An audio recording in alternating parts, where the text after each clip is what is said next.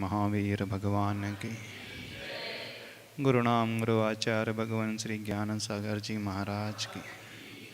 संत श्रोमणी आचार्य भगवान गुरुदेव श्री विद्यासागर जी महाराज की।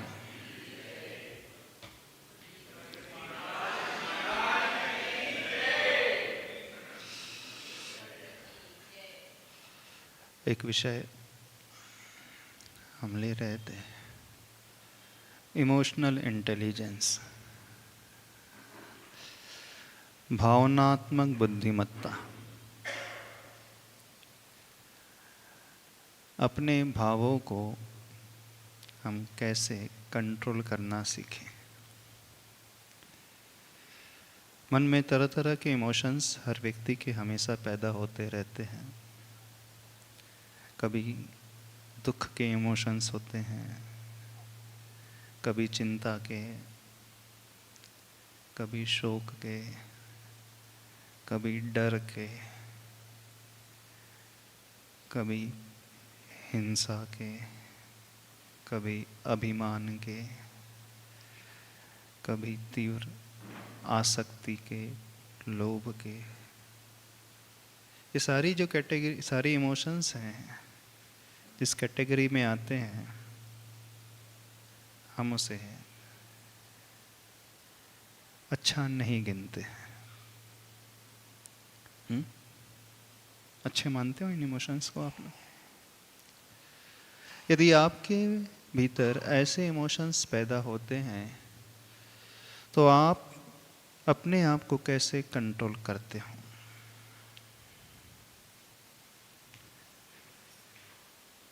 क्या विचार आपके मन में आना चाहिए जो आपको आनंद से भर दे? कुछ ऐसा होना चाहिए जब परिस्थिति बहुत ज़्यादा प्रतिकूल होने लगे, हमारे कंट्रोल के बाहर होने लगे, तीव्र कषाय के भाव पैदा होने लगे, तो कैसे हम अपने आप को व्यवस्थित बनाना सीखें, मैनेज करना सीखें? आप लोग क्या करते हो? क्या करते हो? बहाव में बह जाते हो? एक माइक ले लेना वहाँ पे। बहाव में बह जाते हो कि जैसा आप सोचते हो वैसा अपने आप को रख पाते हो?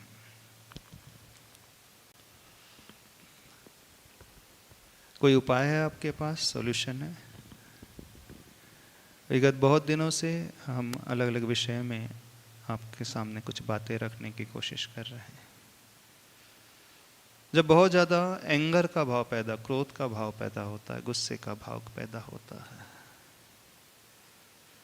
तो उस गुस्से को आप कैसे अपने अंडर में ला लेते हो? गुस्सा प्रकट करके समाप्त कर देते अपनी एनर्जी को। जब बहुत ज़्यादा चिंता का भाव, शोक का भाव पैदा होने लगे, उस समय आप क्या करते हो? शोकाकुल हो जाते हो कि आपको कोई फर्क ही नहीं पड़ता? वो भाव आते हैं और बह करके निकल जाते हैं। सबसे अधिक व्यक्ति दुखी होता है, जैन शास्त्रों में एक वर्णन आता है आर्त ध्यान का। इष्ट वियोग आर्त ध्यान और अनिष्ट संयोग आर्त ध्यान। 24 घंटे प्राय व्यक्ति इन्हीं के इर्द गिर्द झूलते रहता है।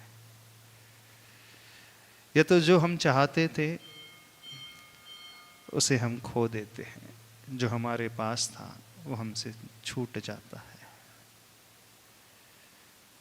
अथवा जो हम चाह रहे हैं लेकिन अभी तक नहीं मिल पाया है, उसी को पाने के ख्वाब हमेशा हम देखते रहते हैं। अधिकतर वक्त इसी में जाता है। इन दोनों में से भी किस में अधिक जाता है? जो मिला वो छूट गया उसका दुख, कि जो नहीं मिल पाया है उसको पाने की लालसा का, कामना की, हमेशा प्लानिंग वाला? सेकंड में। यानी कि कामना बहुत सारी बनी है, इच्छाएं बहुत सारी बनी हैं पाने की, और उसी इच्छा के कारण वो दुखी रहता है। 4 कैटेगरी बताई हैं हमारे अशुभ भावों की, अशुभ इमोशंस की। इष्ट वियोग, अनिष्ट संयोग, पीड़ा चिंतन और निदान। जब हम आगामी आकांक्षा को लेकर के हमेशा जीते हैं, पाने की बहुत तीव्र लालसा लग करके सारा पुरुषार्थ करते रहते हैं, वही निदान कहलाता है। और एक इमोशंस होते हैं शरीर में उठने वाली पीड़ा को लेकर के, दुख को लेकर के, बीमारी को लेकर के। कुल मिलाकर के 4 श्रेणियां ऐसी हैं, प्राय हर संसारी व्यक्ति इन्हीं के इर्द गिर्द ही घूमते रहता है, घूमते रहते हैं। आपकी सारी थॉट प्रोसेस जो है बस इसी को मीट करने में ही चलती रहती है। यदि बहुत ज्यादा अशुभ हो रहा है तो कैसे हम उससे ओवरकम कर पाएं। जब ऐसी सिचुएशन आपके साथ निर्मित हो जाती है तो क्या समाधान है आपके पास? कोई है समाधान? जीवन में बहुत ज्यादा दुख पैदा होने लगे, अनिष्ट का संयोग हो गया, सपोज जो आप नहीं चाहते थे वो मिल गया। हो जाता कई बार। वो आपकी शादी ही ऐसे के साथ हुई है, आपको पार्टनर ही ऐसा मिला है, पटती ही नहीं आपस में। कई लोग होंगे ऐसे, पत्नी पीड़ित, पति पीड़ित। नहीं है ना, उसे उगल सकते हैं ना निगल सकते हैं। हाँ? ना किसी से कह सकते हैं ना सहन कर सकते हैं। होता है ना सर। दुनिया को बता सकते नहीं, क्योंकि दुनिया के आगे सोसाइटी में बहुत अच्छी इमेज बनी हुई है, बनी। सब हमें बहुत अच्छा समझते हैं। क्यों अच्छा समझते हैं? क्योंकि हमारा पैकेज बहुत अच्छा है, फाइनेंशियल सिचुएशन बहुत अच्छी है, नाम बहुत अच्छा है सोसाइटी में, अच्छा फ्लैट है, अच्छी गाड़ियां हैं, सबके लिए हम आइडियल के रूप में हैं। जब दुनिया ने हमें ऐसा मान करके रखा है, एक अच्छी इमेज बनी है, तो आप उगल तो सकते नहीं, बता सकते नहीं किसी को। कई लोग ऐसे भी होते हैं, कई मिल जाएंगे आपको। हो सकता है इतने सारे बैठे इनमें से भी कुछ होंगे। क्यों नहीं हो सकता? हो सकता है। और कई ऐसे हैं कि अब उसे निगला भी नहीं जा सकता। उगलना निगलना समझते हो? निगलना मतलब डाइजेस्ट कर लेना, ग्रहण कर लेना, सहन कर जाना। तो न सहन कर पा रहे हो, न किसी से कह पा रहे हो। जब ऐसी स्थिति हो जाती है तो आप कैसे जीते हो? बताइए, क्या करते हो उस समय? भगवान के आगे हाथ जोड़ते हो, मन्नत मांगते हो, पूजा विधान करते हो कि पिंड छूट जाए? नहीं, समस्या से पिंड छूट जाए, व्यक्ति से नहीं। प्रॉब्लम से हम ऊपर उठ जाए, ऐसा।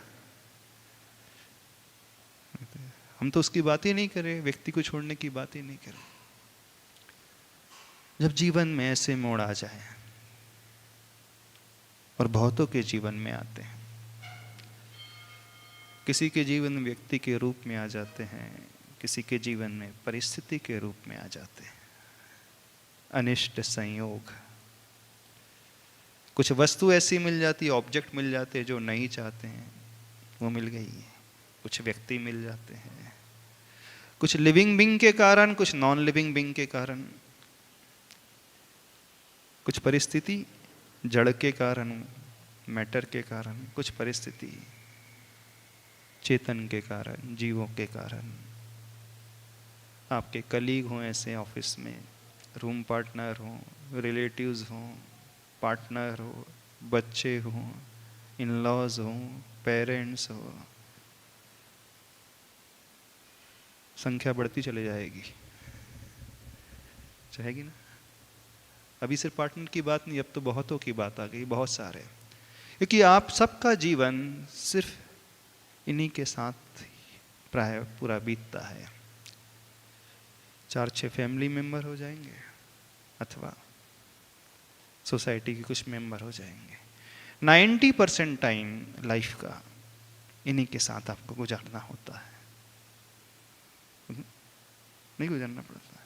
मैरिज होने के बाद 25 साल में यदि आपकी शादी हो गई, आने वाले 50-60 साल तक आपको उन्हीं के साथ, जैसे बच्चे हो गए उनके साथ, जो मिल गए उनके साथ। जब ऐसा होता है तो क्या करते हो आप? रोते रोते समय बिताते हो, शिकायत करते करते, भगवान के आगे मन्नत मांगते मांगते, किसी काउंसलर के चक्कर लगाते लगाते, साइकोलॉजिस्ट के पास जाते हो, अथवा किसी गुरु के पास आकर के अपना दुखड़ा रोते हो, क्या करते हो? जब जीवन ऐसा हो जाए तो इस समस्या का समाधान क्या होना चाहिए? है आपकी दृष्टि में कोई समाधान है? आज उस समाधान की बात करते हैं। है आपकी दृष्टि, किसी की दृष्टि में है समाधान? ये अनिष्ट संयोग वाला जो नहीं चाहते थे वो मिल गया हो, अथवा दूसरा प्रॉब्लम आता है जिसे हम चाहते थे वो छूट गया हो, इष्ट का वियोग हो गया हो, अथवा चाह रहे हैं लेकिन मिल नहीं पा रहा है, बार बार उसी के बारे में सोच रहे हैं, उसी के सपने देख रहे हैं, उसी की प्लानिंग कर रहे हैं, अथवा चौथा शारीरिक वेदना, पीड़ा, रोग आदि को लेकर। यही 4 आर्त ध्यान है जो दुखी करते हैं, और पूरा जीवन इसी सोच में उधेड़ बुन में निकल जाता है, कईयों का निकलता है। तो प्रॉब्लम्स इन्हीं 4 कैटेगरी में आते हैं, और सबसे ज्यादा प्रॉब्लम आते हैं अब हमारी सोच पर आधारित वो होंगे। अब हम किसको कितना वेटेज देते हैं उस पर डिपेंड करेगा। चाहे प्रॉब्लम कोई भी इन 4 में से किसी भी प्रकार की हो, तो इसका समाधान क्या होना चाहिए? विचार कर सकते हो? कुछ ऐसा भी व्यक्ति करता है जिससे वो बहुत ज्यादा दुखी होने लगता है, गलत काम। जब आप क्रोध बहुत करने लगते हो, गुस्सा बहुत करने लगते हो, उस समय अपने आप को कैसे संभालें? अभी सिर्फ हम प्रॉब्लम की लिस्ट रख रहे हैं, अभी सॉल्यूशन की लिस्ट नहीं रख रहे हैं। और कौन कौन सी समस्या आपके जीवन में है बताओ। आज पहले आपकी समस्या सुन लें, फिर समाधान हम बाद में करेंगे। और कोई प्रॉब्लम से? टाइप्स ऑफ प्रॉब्लम पूछ रहे हैं, पर्टिकुलर प्रॉब्लम विशेष की नहीं बात कर रहे हैं। इन्हीं के इर्द गिर्द ही घूमते रहते हैं। तो कैसे बचा जाए इनसे?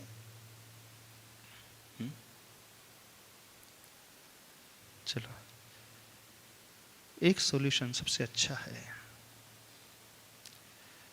जैसा हम व्यवहार करते हैं, जब उसका अनुभव हमारे लिए कटु होने लगता है, अथवा संभावना है कि अनुभव कटु मिलेगा, तो उससे हम अपने आप को कैसे बचाएं? आफ्टर इफेक्ट को सोच करके।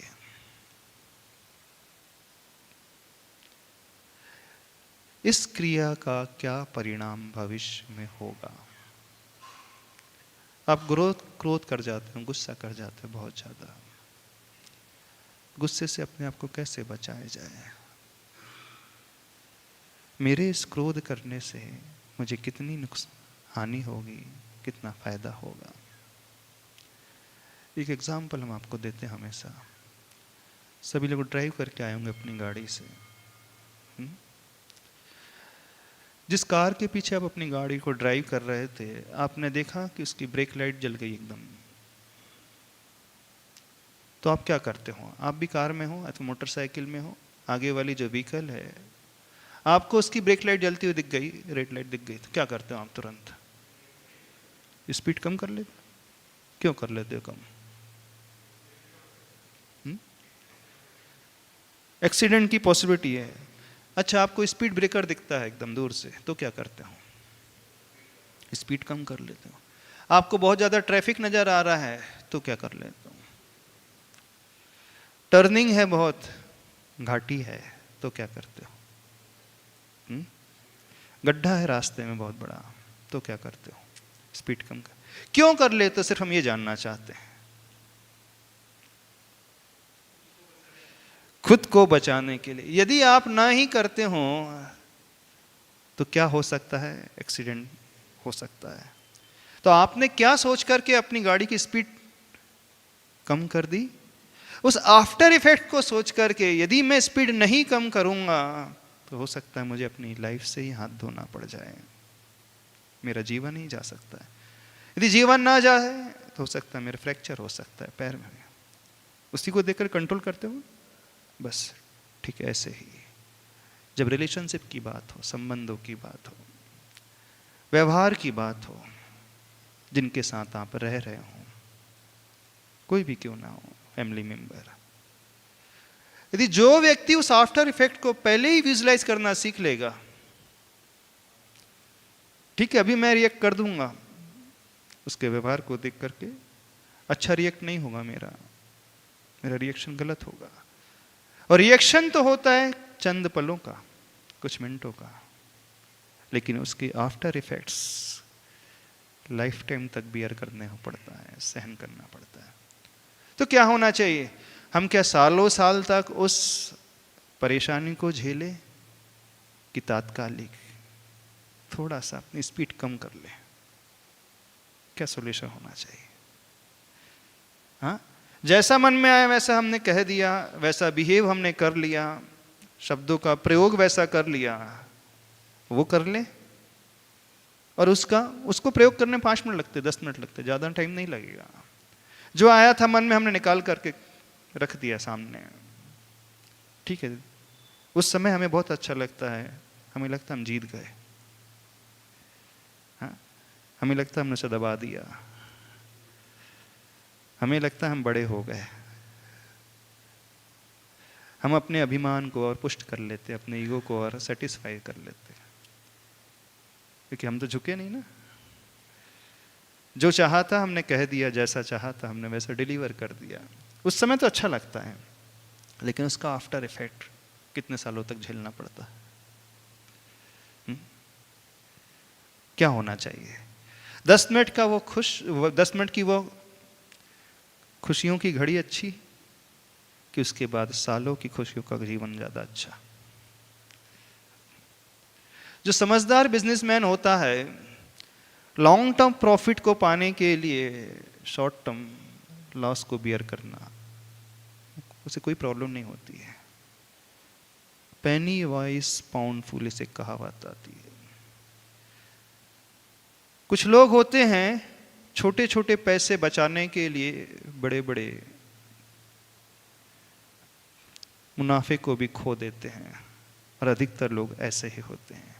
तात्कालिक चंद पलों की खुशियों को पाने के लिए अपने जीवन के वर्षों के दुखों को भी दांव पर, दुखों की घड़ियों को भी नहीं सोचते, विचार नहीं करते। तो पहला सॉल्यूशन, पहला समाधान ये होना चाहिए, आफ्टर इफेक्ट्स के बारे में हम सोचें।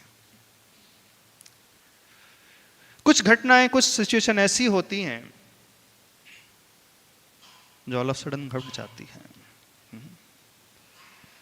अब अनिष्ट का संयोग हो गया है,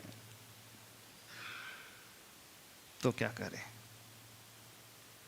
कोई मिल ही गया ऐसा, तो क्या करें? उसके कारण हमारे इमोशंस खराब हो रहे हैं बहुत ज्यादा। एक समाधान आता है बड़ा अच्छा।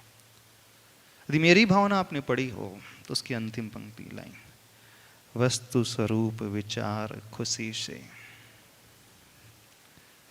सब दुख संकट सहा करे। बड़ा अच्छा सॉल्यूशन दिया उसने। वस्तु के स्वरूप का विचार करना सीखे। वस्तु के स्वरूप का विचार का अर्थ क्या हुआ? जो व्यक्ति जैसा है उसके नेचर को समझने की कोशिश करें। उसका स्वभाव कैसा है उसको समझने की कोशिश करें। यदि वह समझ में हमें आने लगे, पत्थर से सिर फोड़ोगे तो पत्थर से सिर से पहाड़ तोड़ोगे, पहाड़ को कुछ नहीं होने वाला। होगा? सिर हमारा ही फूटने वाला है। तो यदि हमें दिख रहा है पहाड़ है, हमें दिख रहा है ऐसे नेचर वाला व्यक्ति है, कीप सेफ डिस्टेंस। लेकिन साथ साथ ही रहना है, तो कहां तक सेफ डिस्टेंस रखे? हाँ, मन से तो रख सकते हैं। मन से वैसा तो अपने आप को बना ही सकते हैं। क्यों हम बारिश के मौसम में ये अपेक्षा करते हैं अभी धूप निकल जाना चाहिए? क्यों जब ठंडी आ जाती है ये अपेक्षा करते हैं बार बार, ठंडी कब चले जाए, कब चले जाए, बहुत ज़्यादा कोल्डनेस लग रहा है। क्यों जब टेम्परेचर 48 हो जाता है तब ये हम अपेक्षा करने लगते हैं जल्दी से बारिश आ जाए। सबके साथ ये होता है ना, जब टेम्परेचर एकदम पीक पे पहुंच जाता है, कब गर्मी जाएगी, कब गर्मी जाएगी। क्यों नहीं मान लेते हो कि भाई गर्मी का सीजन है, समर सीजन है, तो समर सीजन में गर्मी नहीं पड़ेगी तो कब पड़ेगी? विंटर सीजन में ठंड नहीं पड़ेगी तो कब पड़ेगी? जो सीजन है उसी के अनुसार क्लाइमेट रहने वाला है। हम क्यों दूसरा एक्सपेक्ट करने लगते हैं कि ऐसा क्लाइमेट